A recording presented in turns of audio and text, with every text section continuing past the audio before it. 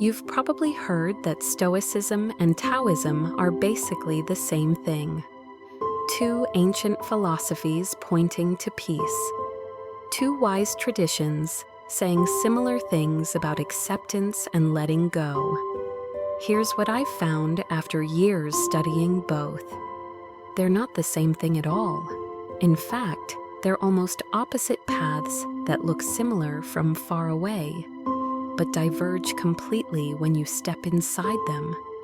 And the hidden reason matters more than you think, especially if you've ever felt exhausted trying to think your way to inner peace. Seneca was brilliant. The Roman Stoic understood something crucial. You can't control most of what happens to you. Your city burns, your emperor despises you, your body ages. So what can you control? Your mind, your judgments, your internal assent to what happens. This became the Stoic operating system. Master your thoughts and you master your peace. For Seneca, peace wasn't passive, it was active. It required discipline, mental vigilance, constant questioning of your beliefs. You'd wake up and consciously remind yourself, this traffic isn't evil, it's neutral. This rejection isn't a catastrophe, it's an indifferent external. You'd practice this daily. You'd build mental muscle. You'd earn your peace through rational control. It works.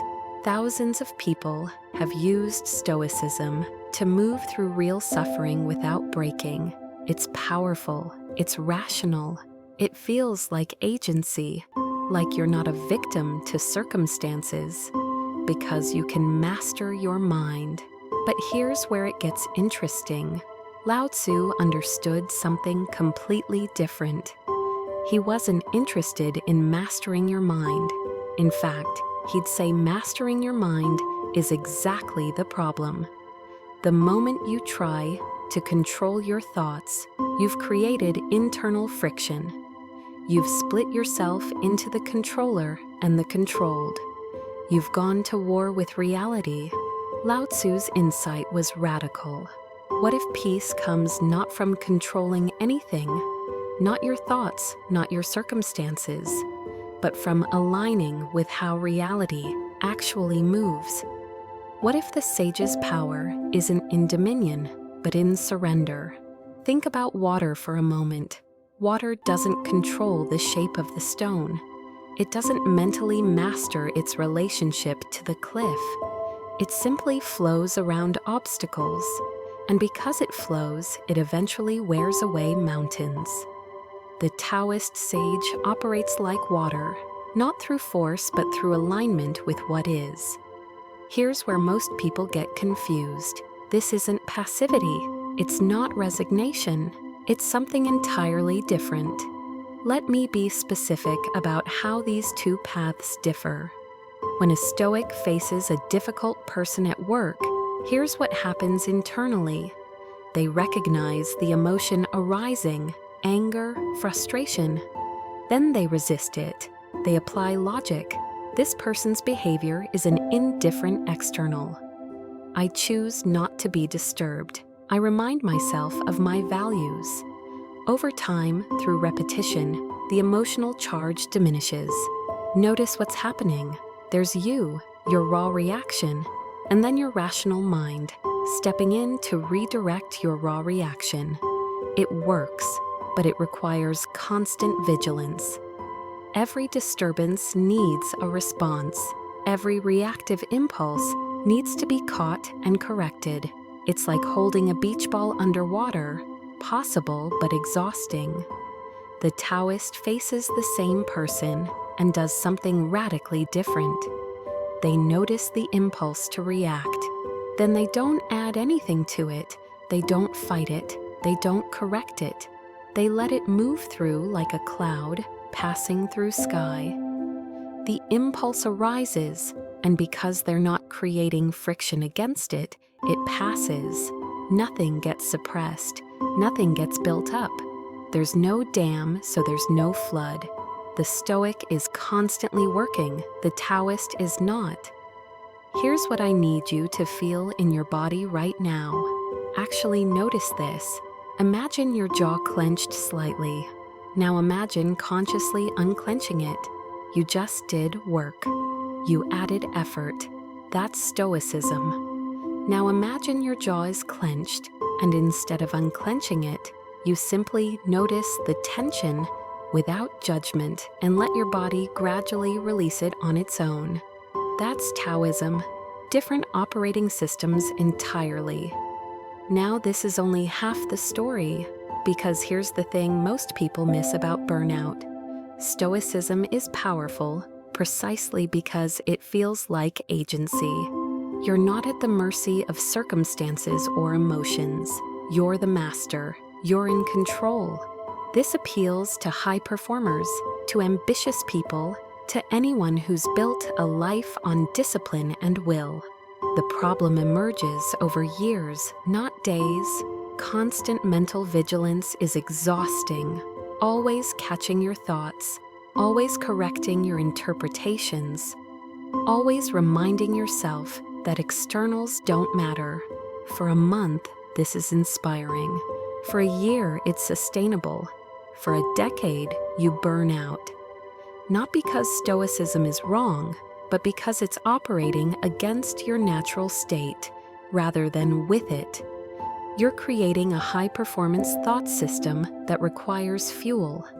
Eventually, the fuel runs out. The Taoist doesn't have this problem. By aligning with reality rather than fighting it, they reduce their energy expense to near zero. There's no constant internal resistance to manage. Peace isn't achieved through victorious mental discipline. It's achieved through acceptance of what is. And here's the counterintuitive part, that acceptance is somehow more powerful, not less. Water will destroy your fortress if you try to force it, but if you move with it, you can harness it completely. I know what you're thinking. If Taoism is more sustainable, why do so many successful people choose Stoicism first? Because in the short term, Stoicism feels better. It feels like growth. It feels like mastery. The Taoist path feels like you're doing nothing. And that terrifies ambitious people. But there's something the ancient masters understood. True power isn't the appearance of control. It's the reality of alignment. Seneca had to work. Lao Tzu simply flowed. Here's what most people don't realize, but will once they understand this distinction. You're probably already operating on both systems at different times. When you're stressed, you might default to Stoicism, gritting your teeth, mastering your mind, pushing through. When you're rested and at peace, you're probably naturally Taoist, flowing with circumstances, not resisting, letting things unfold. The question isn't which is right, both work. The question is which one should be your baseline. Stoicism as a baseline burns you out over time. Taoism as a baseline is sustainable forever. And here's the beautiful part. When real crisis comes, when you need discipline and focus, the person operating from a Taoist baseline can access Stoic discipline because they're not already exhausted from using it constantly. The sage isn't someone who can never become focused or disciplined. The sage is someone who doesn't need to be focused and disciplined constantly. They operate from flow and access structure when circumstances require it. So if you've been exhausted trying to think your way to peace, trying to discipline your mind into submission, trying to remind yourself that nothing external matters, I want you to consider something different. What if the path to lasting peace isn't about mental mastery at all? What if it's about reducing your resistance to what is?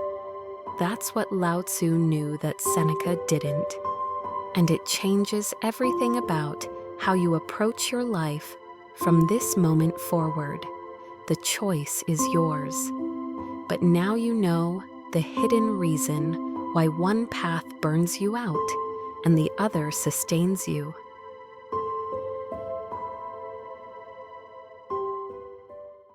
If this helped, hit like, subscribe, and keep it simple. See you tomorrow.